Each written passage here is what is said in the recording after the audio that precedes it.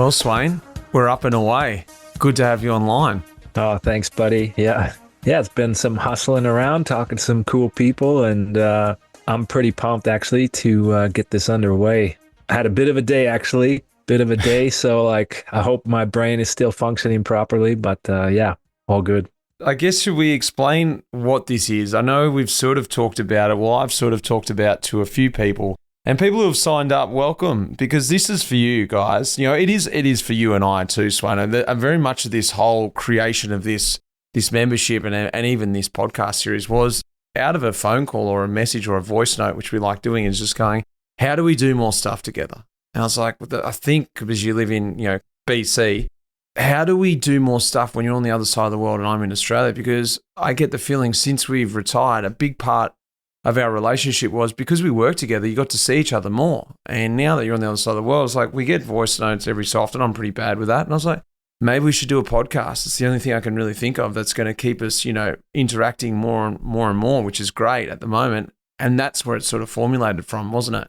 That's right. Yeah, I think, I used to put a smile on my face when I'd get the old, the race list and I'd see Mitch's name on there. And yeah, I knew it was, even if it was the shittiest race on the planet, I knew we were going to have a good time. So yeah, for me, it's that same thing. It's like reconnecting in a way, but again, like talking about things that I think are really like interesting to a lot of people. And if they're still interesting to us and we were there and the sport is evolving so much. So it's like two things we get to do together that like I think contribute to something really good. So the best part is, for you guys, it is unfiltered, no ads, and we're just going to be able to tell some stories. Swain's got a truckload full, a tip truck full.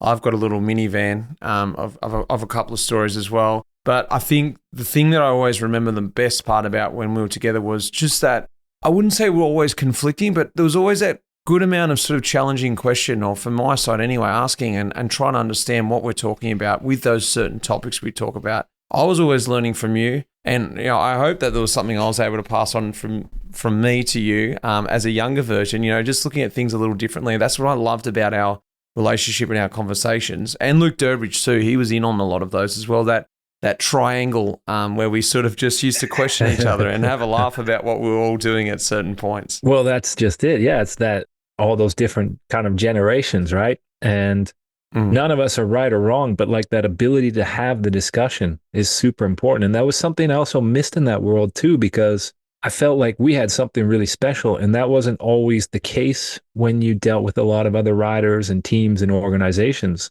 It was very like much blinders on and not really looking outside of the box. And I always loved that about, you guys. We would have these like really interesting conversations and it wasn't the norm. Let's just put it that way in that world. It's very like kind of regimented and guys aren't really thinking about much else is how I'll put it. Well, let's introduce you because in case anyone hasn't heard of you or your podcast, or even when we were together on the podcast, I don't know where you've been, but let's just give us a quick background, Sveino. I guess where you sort of grew up, this is, it's a big question because there's so much to unpack, which we're going to do in this series, but just to bring everyone up to speed, where you are now, where you sort of came through the ranks, give us a little up to speed of Sveino. It's hard to condense really quickly, but I'll do my best. I grew up here in Canada, in British Columbia, out on the West Coast. So we're, kind of Pacific Ocean. Oz is just across the Pacific, just a quick jump over there. Beautiful part of the world. Very lucky to have grown up here. But, as a young man, I kind of lost my way a bit. I was a bit all over the shop and I was trying to find, just who the hell I was. I dropped out of school in grade 10 and I started climbing. In that process of climbing, it brought me to, it was really just down to expenses. I had no money. I'd work some shitty jobs and, hay baling in the summer and construction, this and that, working at gas stations and go down the gambit of shitty jobs. I did them. I realized trying to get out, because mountain climbing, okay, it's not the most expensive thing, but like gear and then trying to get out to the mountains is like this constant cost. And I hated that. And that's what kind of brought me to bikes. And I bought my first 10 speed at a crappy secondhand store and welded up a trailer. threw the dog in there, threw all my equipment, started my first expeditions. And in that process, it was crazy because I always loved climbing mountains, but the bike took me. Like from that point, I just fell in love with everything about that freedom. Why don't we just talk a little bit about our first episode that we've gone away and recorded, and we've sort of, the whole idea was how to make it, pretty much. How to make it pro. Because we were discussing this at some point. We were just sort of entertaining the idea. We were laughing about how do these guys make it these days? And then either one of us threw the question. I was like, well, how did you actually make it? And there was a moment where we both paused and sort of thought, well, how did we make it? Because it seems really hard. Like, I get a lot of people asking me this question, Mitch, what's the secret? What's the secret sauce to making it pro? I don't really have the answer straight off the top of my head. And then when I try and think back on my own career, I'm like, what was the secret sauce for me? How did I actually make that step? Let's get into it. Let's get into it. Sit back, guys. Enjoy the ride. Listen and learn.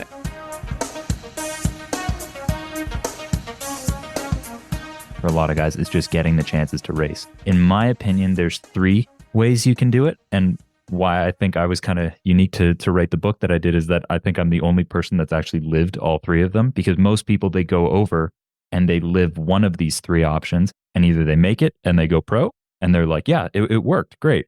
Or they try one way and it doesn't work, and then they go home after 1 year and then they just say, Europe sucks, it's hard, all this kind of stuff. But I kind of started in one and phased into the next one. And so the 3 categories, as far as I look at it, is the under 23 option. And for that, you need to be, your race age needs to be 20 or younger. And with modern cycling, like changing around, let's say 2019, I think cycling has changed so much more, where now if you're 20 or younger, you have more opportunities and more resources than ever. And a lot of the barriers around getting to Europe have been broken down because the World Tour teams are investing so much money into their scouting teams and their development teams, like way more than ever before.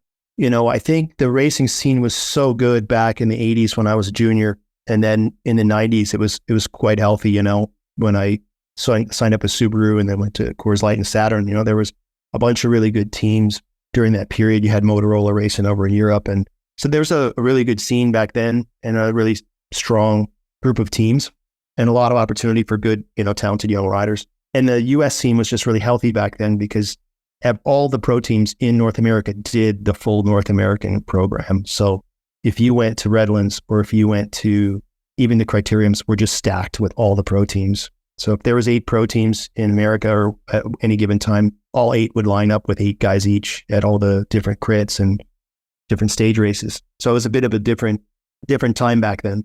There's obviously talent, which is a broad sort of a statement, but you know, where in this rider's journey, how much room have they got to move? So there's kids who are already tapped out at a certain age, or there's kids that, you know, we also look into, well, okay, this kid's 19, 20 years old, but he finished study 2 years ago. He's been racing, he's been taking cycling serious for 1 year, 3 years. Or there's a difference between a 17, 18-year-old kid who's been training with a professional coach since he was 12 years old. The game has changed, but we certainly are looking at younger athletes, a lot younger than we ever have been. And then obviously we've got data and things we can compare these kids to where, or these younger riders to where our guys were at the same age, which gives us a good bit of background on them.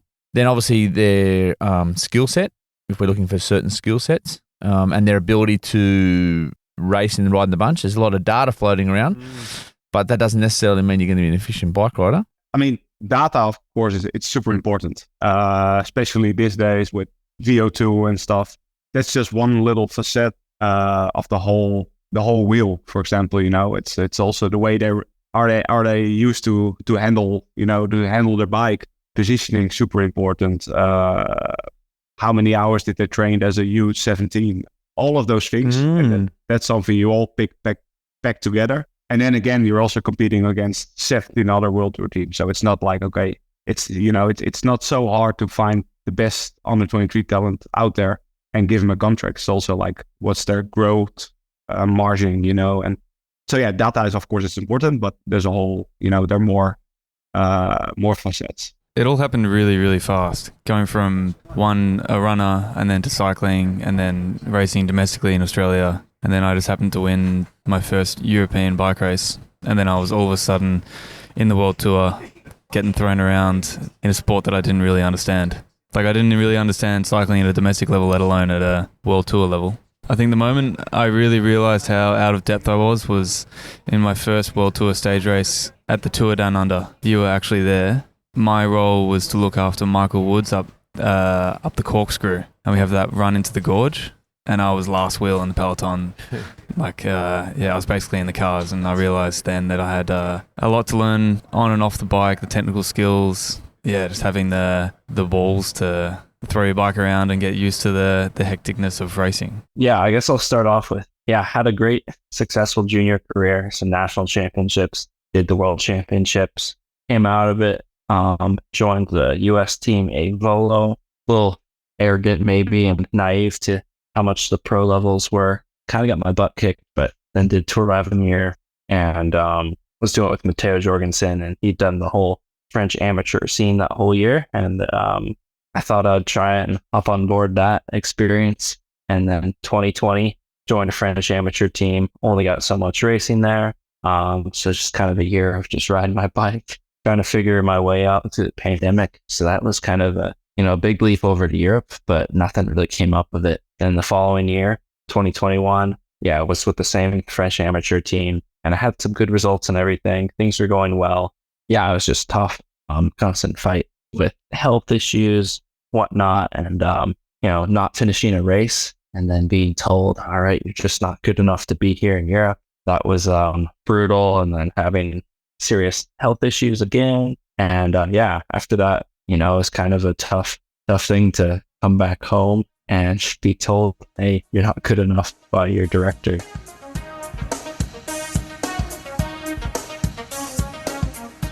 Well, just a cheeky snippet for you guys there. The Life in the Peloton Chronicles is up and live. So cool to have that first episode out. I wanted to give you guys a little taste of what we're doing over at the Pelo. The new membership, the Life in the Peloton Club. If you're not a member and you do like what you hear there, you've got to sign up to hear that episode. It is a massive episode. And that's what we're going for in the Chronicles. It's 2.5 hours. Sit back and enjoy it. The episodes are going to be long like that. They could be an hour. They could be 2.5. They could be 3. Because what we're going to do over there, like I said, is that freedom to have a bit of free speech, tell some long yarns with Svein, with different guests.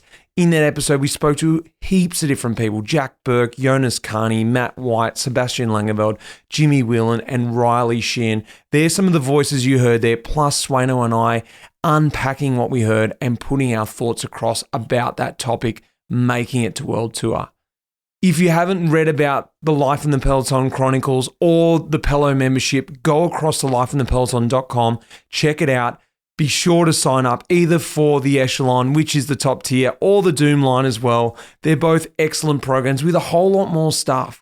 We've got the Life in the Peloton book coming out in April, which is part of the Echelon membership. You will get a limited edition book, Life in the Peloton book, written by myself and Tom Southam. That's going to be coming to you. Plus, we've got this exciting new Pelo kit coming out, produced by our partners, MAP. That is going to be exclusive only for Pelo members. And I can tell you firsthand, it is sick. It's a really cool kit. There's other stuff too. There's special discounts from my partners, which you guys are going to be able to access as well and get yourself a whole heap of stuff at a really good price. Plus, you're just going to be in the club, get your own individual number, and we're going to be building on that. Lots more stuff to come for the Pelo members. Be sure to sign up. I love to have you on board.